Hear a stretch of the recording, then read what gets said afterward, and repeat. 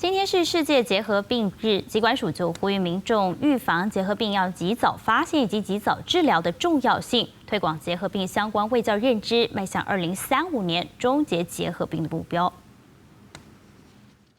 我们去年的这个新增数是5742，史上首次这个跌破6000的新增案例啦。那我们未来5年的目标是希望说能够至少每年下降发生率再下降1。希望到我们2030年的时候，能够达到每10万人口20这样的一个这个阶段性的一个目标。3、2、1。如果发现咳嗽超过2星期、胸痛、体重减轻、发烧、食欲不振等疑似结核病的症状，或者是胸部 X 光检查结果有异常，应该要立即就诊检查，及早诊断。